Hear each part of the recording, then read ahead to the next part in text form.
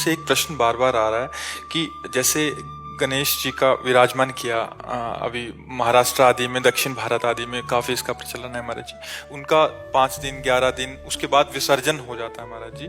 और जैसे माता रानी को भी विराजमान करते हैं या दिवाली आदि पे लक्ष्मी गणेश जी को विराजमान करते हैं तब तक तो ठीक है महाराज जी, खूब सेवा पूजा होती है। बट उसके बाद जब उसका विसर्जन के लिए उसको किसी एक नदी या एक समुद्र या कहीं भी ऐसे तालाब आदि पे करते हैं, वो हमको भी एक छोटा सा वीडियो दिखाया था कि जेसीबी के द्वारा मतलब गणेश भगवान की जो मूर्तियां है ना, जहाँ विसर्जित की गई थी, उनके ऊपर वो जेसीबी से समेट रहा है और ऊपर से जेसीबी के द्वारा ऐसे उनको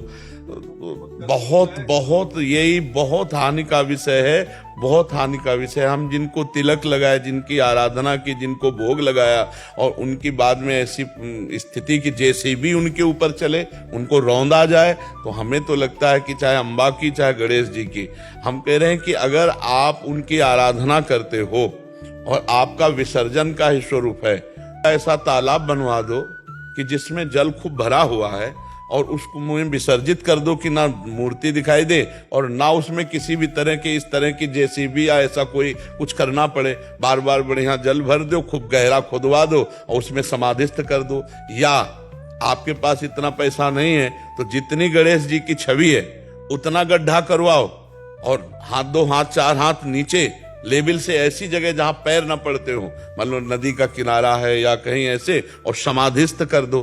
अब ऐसे क्या कि खुला दिखाई दे रहे हैं गणेश जी, उनको जेसीबी से तोड़ा जा रहा है, उनको रौंदा जा रहा है, ये तो बहुत अपमानजनक बात है। क्या पूजा तुमने की जब उनकी बाद में पहले गणेश जी थे, अब गणेश जी नहीं? केवल तुम्हारे विसर्जन करने से गणेश जी का अस्तित्व खत्म हो जाएगा क्या?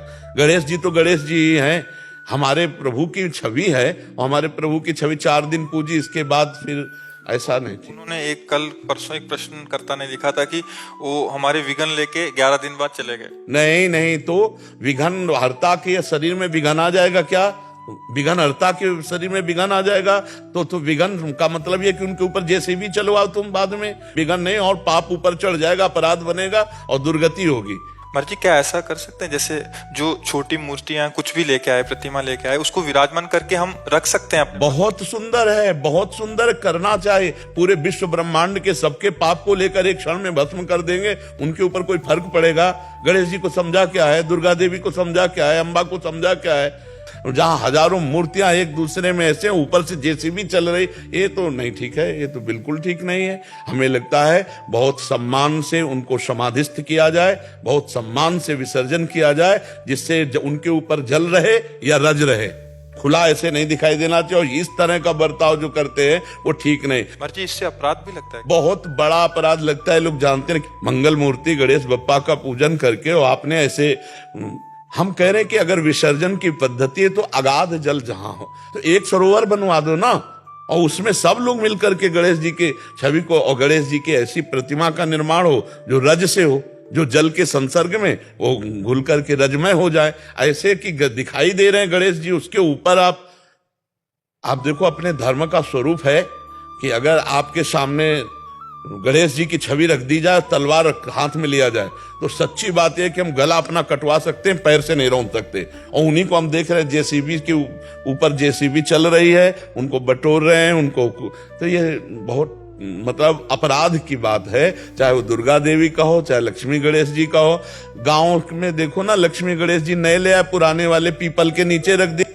हम कह रहे ठीक है, आपको लगा कि अब पुराने हो गए हैं तो आप गंगा यमुना या किसी सरोवर के किनारे गड्ढा खोदिए और वहां उनको समाधिस्थ कर दीजिए 4 फूल डालकर और ऊपर से पैक कर दीजिए, बढ़िया है। जी, बहुत बड़े स्तर में अज्ञानता है। हाँ बहुत, अरे ये तो मतलब ऐसी बढ़ रही है अज्ञानता कि अपने नाम के लिए पोस्टर छपवाए जाते हैं, भगवान की छवियां, और अपने सामान की बिक्री के लिए झोलों में भगवान के नाम, भगवान की छवियां, अब पैकिंग ऐसी कि भगवान बने हुए हैं और उनमें नाम भगवान का लिखा हुआ है। और इस तरह का जो व्यवहार है वो फिर उसकी जो फैक्ट्री मालिक है, जो व्यापारी है, जो ऐसे है ना, फिर आग लगती है, फिर नष्ट होना शुरू होते हैं, उनको पता नहीं होता कि कौन सा अपराध था।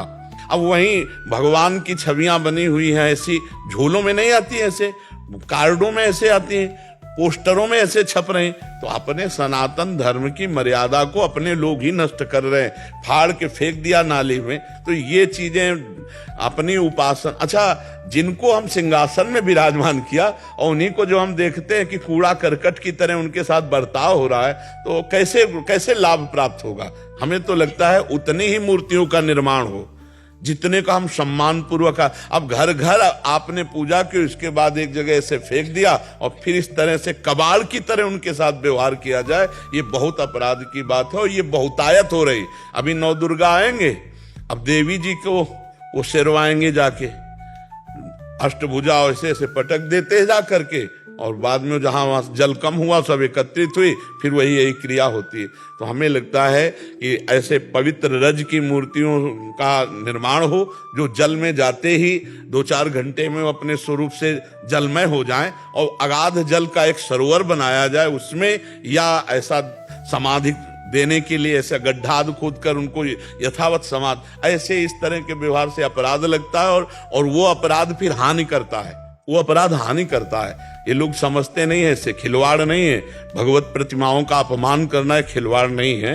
कोई हम अधर्मी नहीं है, अपने धर्म से युक्त है, तो बहुत सावधानी रखनी चाहिए। महाराज जी, जैसे आजकल घर घर में भी छोटे छोटे रखने लगे हैं, तो उसकी जगह छवि भी विराजमान करके पूजा पाठ कर सकते हैं, भावना का। हाँ बिल्कुल कर सकते हैं। अगर घर में विग्रह विराजमान करते हैं तो वैसे ही भोग राग की सेवा करनी पड़ेगी जैसे जीवित मनुष्य की जाती है।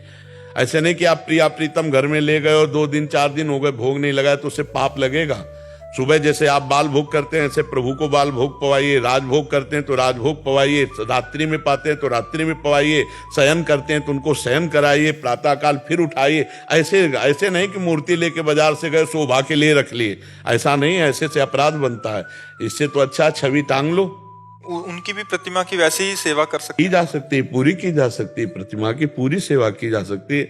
हमारा सनातन धर्म तो वृक्षों तक की पूजा करता है, हमारा सनातन धर्म तो अस्त्रों की पूजा करता है, हर चीज की पूजा। साइकिल भी नहीं आती तो उसमें भी पूजन किया जाता है, गाड़ी भी आती है तो जड़ वस्तुओं में भी पूजा की जाती है। इतना महान है कि जड़ वस्तुओं में भी पूजा की जाती है।